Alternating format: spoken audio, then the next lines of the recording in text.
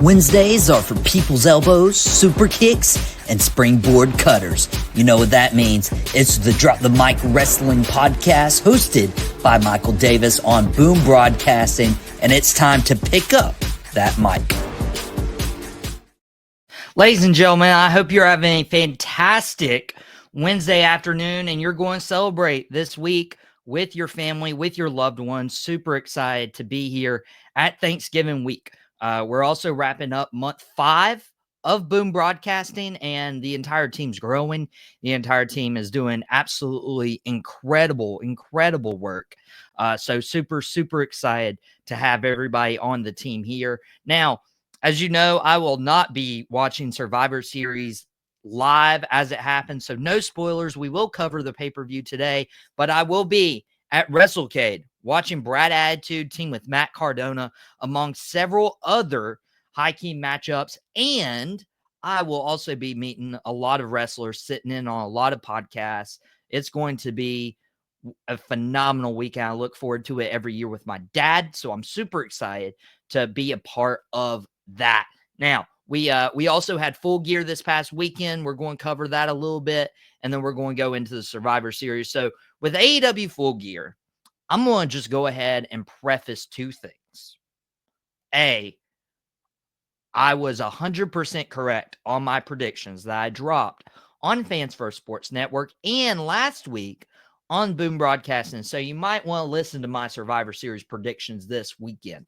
So with that said, I don't think it was entirely predictable, but I will say this pay-per-view just didn't feel the same for me as an AEW pay-per-view. Usually there's this big surprise. Usually there's a match of the year candidate every time. Usually it's Will Ospreay, but it felt like this pay-per-view was flat. And I don't know if it's because the main event was pre-expected. There were a lot of predictable outcomes. I don't know what it was. So this pay-per-view just didn't hit well, but there was a string of 3 matches that really helped redeem this pay-per-view. Just a few quick notes. The tag team titles opened up the event, which I thought was the right move. Anytime you get a multiple tag team match, that is usually a really good opener. That way it doesn't get lost in the shuffle, and you got 8 guys who can do just athletic, incredible things. We saw a lot from the Outrunners, Truth Magnum, Turbo Floyd. They had a lot of time to be spotlighted, like I mentioned they needed on last week's episode. Kings of the Black Throne, I don't know how legitimate these rumors are that, Malachi Black's nearing the end of his AEW tenure, but it just feels like they're completely lost in the shuffle. It's very unfortunate because he showed up, 3 years ago and attacked Cody Rhodes, and it felt like Malachi Black was going to be a big-time player in AEW. Just wasn't the case. The Acclaimed, I don't know if they're trying to do a New Day thing where there's, miscommunication in there, but there was a lot of that in this matchup, and I don't know, maybe the Acclaimed, as over as they are, they either need a shift, they need a strong story, or they do need to go out on their own. Maybe Max Caster can be the guy who goes out on his own and is successful. Maybe Anthony Bowens joins the Hurt Syndicate, which we'll talk about here in a few moments. Maybe that's the direction they take these guys. And Billy Gunn, how long does he stay with his career? Does he reunite with his sons? Does he go the Dustin Rhodes route and just have a random tag team? Who knows? But Private Party, easy pick to win this one. Maxwell Jacob Friedman and Roderick Strong, it was okay. Not my favorite match of either competitor. And maybe that's because it felt like this match was more necessary on a Dynamite rather than a pay-per-view. Would have much preferred MJF versus Adam Cole. There's some dissension with Kyle O'Reilly, not trusting Adam Cole enough to watch Roderick Strong's back, but MJF wins, and that's all to write home about. And then the pay-per-view, as okay as it was, it hit 3 back-to-back-to-back matches that just really elevated this card. And without these 3 matches, it doesn't feel special. Mercedes Moné and Chris Statlander, they tore the house down. I'm assuming Chris Statlander is going the face route. She didn't come out with Stokely half of the way. So it's interesting to see her as a heel against Willow Nightingale, and then for this to transpire and for Chris Statlander to actually get back over as a babyface. And I said this match, Mercedes probably wins. She's not losing this title here in the near future. Chris Statlander, as an AEW original, needed to show that she was very, very capable. And if you look at, really all the matchups throughout this entire card, they had an AEW original. Other than Kyle Fletcher and Will Ospreay weren't AEW originals. Konosuke Takeshita and Ricochet weren't. But every other match, there seemed to be an AEW original or an AEW talent that has flourished like a Swerve Strickland on the card. So very, very impressive by Chris Statlander, even in a losing effort. Jay White and Hangman Page, oh my gosh, that had my eyes glued the entire time. And I told you guys exactly what needed to happen. Jay White needed to go over. That way Hangman blows up and gives more reason, more incentive for him to fall off the deep end. I thought that they told that story perfectly. Another good match was Kyle Fletcher, Will Ospreay, even though I don't think they told that story as perfect as they could have.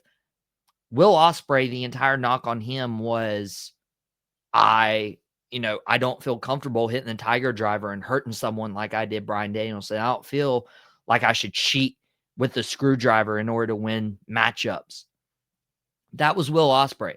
Kyle Fletcher shaved his head. Looks like Randy Orton with the rope hung DDT. Shout out insider Matt Cosgrove for that insight. Kyle Fletcher is nothing like Will Ospreay, as he said, but Kyle Fletcher should have used the screwdriver. Kyle Fletcher should have used the Tiger Driver. He should have won based off what Will Ospreay wasn't willing to do, especially when Don Callis is hyping up on commentary that Kyle Fletcher is ready. Will Ospreay wasn't. Instead, you have Kyle Fletcher win pretty cleanly off that brainbuster in the corner. And it was a clean victory. Maybe that's what you needed to elevate Kyle Fletcher at this point. But I felt like you could have had the screwdriver or the Tiger Driver victory and then follow it up with a cleaner victory over Will Ospreay. And then it started to sink. We had the Mariah May, Mia Shirakawa championship celebration. It was very obvious to me that Mariah May was turning on Mia Shirakawa. Who's also been announced for WrestleCade this weekend. I'm pretty hype about that. It kind of fell flat. I was like, okay, I see it coming. And then Mariah May's like about to target with the shoe. And then Mia turns around and then they're looking at each other. And then Mina gets the upper hand. It wasn't really well executed. If you're going to have Mariah May turn, have her turn right there behind her back. That was the obvious choice for me. Just like it was obvious for Daniel Garcia to win the TNT title over Jack Perry by submission. I told you the Elite need to crumble in order to come back as baby faces potentially, in order to fight the Blackpool Combat Club or the Death Riders, however you would like to refer to them as. You needed Jack Perry to lose the title, just like the Young Bucks lost the titles to Private Party a few weeks ago. You'll eventually have Kazuchika Okada lose his Continental Championship after this Continental Classic that starts tonight on Dynamite. Some really, really solid matchups, including, I believe, Ricochet versus Claudio Castagnoli. Sign me up. But it's very obvious Daniel Garcia needed to take the title off Jack Perry, and he's going to defend that title. He's going to be the Edge or the Adam Copeland of the TNT title, where he's wanting to defend it all the time, same as Darby Allin would. So it's really good to have that workhorse title on a workhorse. And Konosuke Takeshita beating Ricochet clean. Very interesting. I I didn't think Takeshita would lose the title, but I thought there would be more dirty antics. Don Callis stayed out of the way of all his guys. Bobby Lashley and Swerve Strickland. Lashley won. You know, making Swerve pass out to the Hurt Lock. I thought that was good. No clean victory, but in addition, no tap out for Swerve, and you get the Hurt Lock over. But 13 and a half minutes was significantly less. It was barely, and I mean barely, over the four-way tag match to start the night as the second shortest match at Full Gear this past weekend. I don't know why you do that. Is Bobby Lashley, obviously he is in shape. He is in probably the best shape of his entire career at his age too, is very impressive. We know Swerve can usually go 30 minutes. Is Swerve having an injury based off of that Hangman Page match that was lights out, unsanctioned? That's keeping him from competing at his highest level. Is Bobby Lashley trying to knock the ring rust off? You know, both of those thoughts came to mind as this match was a little bit shorter. But then you had Jon Moxley and Orange Cassidy go nearly 20 minutes. I felt that was too long. Even for a main event. There was no real moment where I thought Orange Cassidy had it won. But it was just an odd way to end this pay-per-view. Of course, you were going to have Jon Moxley beat Orange Cassidy. But my gripe with this was, you know, then people start coming out and trying to save, which I'm okay with. And then, you know, it's just they run out and Darby Allin is there. But it's just a whole bunch of, you know, back and forth. Hangman's out there. Jay White is out there. It just, I'd left my TV like, what? And the only other time I left a pay-per-view with just a very confused look was the infamous exploding barbed wire death match that Jon Moxley and Eddie Kingston had. That was the only time I looked at my TV and I was like, I don't even know how to feel about that ending. It felt off. It felt weird. And overall just didn't deliver outside of those 3-string matches with the TBS title, with Jay White, with Hangman Page, with Kyle Fletcher, Will Ospreay. It just didn't do it for me. But that's my review of AEW Full Gear. I'd love to hear what you have to say in the comments, but we're turning our gear, no pun intended, Survivor Series WarGames, and it is quite the Survivor Series. Usually, Triple H pay-per-views are low in number, and Survivor Series traditionally throughout the entire Survivor Series and Royal Rumble generally have lesser matches because we know the Royal Rumble matches are going to take an hour. We know the traditional 5-on-5 Survivor Series matches would take pretty close to 45 minutes to an hour. And then we have 2 WarGames matches. That's going to take up the bulk of the time. But then you have your other matchups. You don't have the WWE Championship match. Cody Rhodes instead will defend his title against Kevin Owens at Saturday night's main event here in a couple weeks. But you do have Gunther defending the World Heavyweight Championship against former champion Damian Priest. Gunther, I said it, he doesn't have many blemishes on his record, but he's went and he's beat Sami Zayn. He's went and he's beaten Randy Orton. He obviously has a blemish with Damian Priest as Finn Balor turned on Damian Priest at SummerSlam to help Gunther win the World Heavyweight title, but also to break up Judgment Day as we knew it. Gunther's here to really redeem himself against Damian Priest.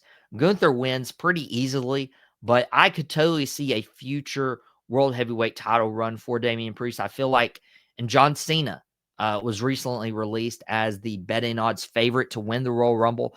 I could see a scenario where Gunther holds this title and he really, really steps into his own as World Heavyweight Champion. and we have a Gunther versus John Cena at WrestleMania if we don't get Randy Orton as champion against John Cena. And that would be interesting, obviously, because obviously Randy Orton would have to, either go back to Raw and beat Gunther, or Randy Orton would have to turn heel and beat Cody Rhodes. I could see either of those scenarios happening, but Gunther retains at Survivor Series. We got a United States Championship match, LA Knight, versus Shinsuke Nakamura on the SmackDown side. And Shinsuke's come back with a new attitude. It would make sense for Shinsuke to beat LA Knight, but I just don't see it happening. I think it might be a little too early for LA Knight to lose this title.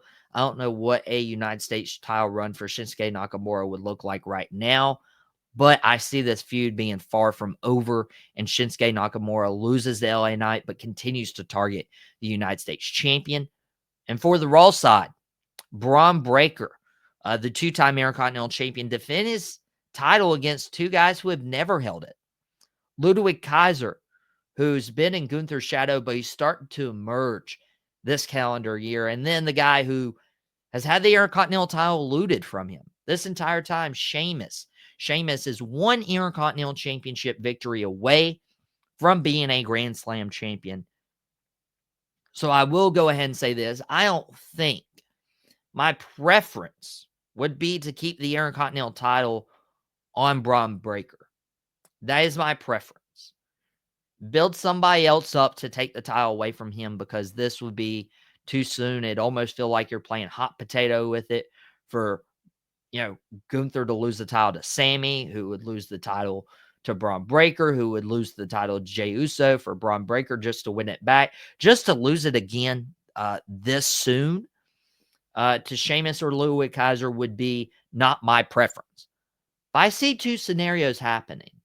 One of the least likely scenarios is Sheamus winning outright.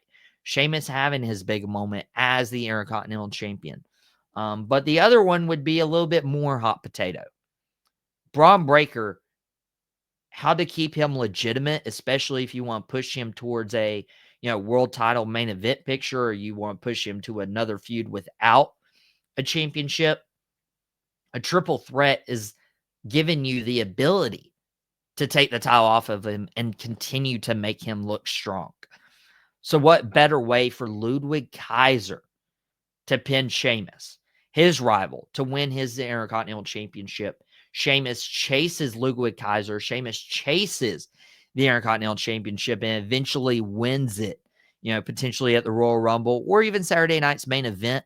Again, a lot more hot potato with that Intercontinental Championship, but I see Ludwig Kaiser having a better opportunity to win the title than Sheamus. But my personal preference is Braun Breaker keeping this title and, keeping the championship on him. Maybe you can build somebody else up to take the title off of him, and that's what I'll go with. Which, again, a short match card leaves us only 2 matches left. Women's WarGames. It is the Judgment Day's Liv Morgan and Raquel Rodriguez, teaming with Nia Jackson, Tiffany Stratton, and Candice LeRae. Nia's got her crew, Liv's got her bodyguard, and they're teaming up after they were at odds at Crown Jewel for the Crown Jewel, championship, for that big ring that Liv Morgan continues to parade around her finger that Dom has not given her, against an interesting 5. There's a lot of animosity in between these 5 people. Rhea Ripley has her differences with Bianca Belair, who has her differences with both Io Sky and Bayley. Naomi vouches for Bayley, and it reminds me of all those Survivor Series we would watch when we were younger, and be a hodgepodge of a Raw and a SmackDown tag team, and there'd be inner feuds within them, and that's on both sides. But it seems like Judgment Day is just a little more cohesive with Nia, Tiffany, and Candice. I'll be honest. Jade Cargill missing out and then Bayley getting inserted will probably be better for the quality of this matchup. but it will be a little less, a little less exciting, if that makes sense. It would have been, very cool to see if Jade or Bianca would have turned on each other, giving Judgment Day a very good win. But the Judgment Day's been on top. Nia Jax has been on top. All these others, Rhea, Bianca, Naomi, Io Sky, Bailey, they are all in that boat of they need this a little bit more. Uh, could you have Io pin Liv Morgan since she's next in line for the Women's World Championship? Could you have Rhea pin Liv or Raquel getting her closer? Would you have Bailey or Naomi pin Nia Jax in order to propel them up into a title picture? So there's various different ways this could go. But I think the team of Rhea, Bianca, Naomi, Io Sky, and Bailey pull this out, which brings me to the men's War Games match. The OG Bloodline, Roman Reigns, the Usos, and Sami Zayn were looking for a fifth man and searched high and low and far and wide to face Solo's Bloodline, which assembled Jacob Fatu, the Enforcer, Tama Tonga and Tonga Loa, formerly known as the Gorillas of Destiny, and Bronson Reed from Monday Night Raw. It appeared that after Bronson Reed joined Solo, that it would be Seth Rollins joining up with Roman Reigns, mending those fences, but that wasn't the case. Seth is having the night off and he refuses to team with Roman Reigns, and rightfully so. They looked and searched for literally everybody and anybody. But they told this story so well last Friday when Paul Heyman came back. Paul Heyman came back. Paul Heyman was the wise man who chose the fifth guy. He chose a Paul Heyman guy. He chose CM Punk. So I'm very much looking forward to Friday's SmackDown when Roman and CM Punk come face to face on the microphone, I believe for the first time. And so it's going to be interesting to see how that plays out. I think they did it well because Roman didn't have to humble himself to chase anyone outside of his OG bloodline. He would rather have his pride, keep him from begging for mercy from Seth Rollins or ones alike. Just to have a fifth guy. No, Roman was ready to go in 4-on-5 until the wise man Paul Heyman stepped in and really helped Roman Reigns out. Giving him CM Punk. CM Punk wrestling 1 year after his unbelievable return to the WWE. It's a very well thought out story, and I'm not surprised that the Bloodline story has everything figured out, which makes me believe that Solo's Bloodline wins. Now, Roman Reigns has been named as Mr. Survivor Series with all the matches he's won over the years. He won his first world title there. He's been the sole survivor. He's won champion versus champion head-to-head matchups. He won he just keeps on winning. But if you look at the devil in the details, if you watch Paul Heyman come out and he is wearing a red shirt under a black blazer with a red handkerchief last week, there's only one person who has sported that look last year. Solo Sikoa. That was enough of a hint for me that makes me believe Solo's bloodline is going to beat the OG bloodline. Now, do you have Solo pin CM Punk? Do you have Solo pin Roman Reigns? Or one of the Usos or Sami? But Solo needs to get this pinfall. And it could very well be Paul Heyman screwing over Roman Reigns. Now, I don't believe that CM Punk was placed in there by Paul Heyman to screw Roman Reigns, because this elevates the CM Punk Seth Rollins feud. Seth refused to team with Roman, but CM Punk is teaming with Roman. Now Seth Rollins has a reason to go after CM Punk. If CM Punk destroyed the OG bloodline from within, Seth wouldn't have an issue with CM Punk. So what happens? Is it The Rock coming out? Is it Paul Heyman recruiting somebody else for Solo's bloodline? Is it Paul Heyman realizing that Solo's bloodline is the way to go and will make him the most money moving forward?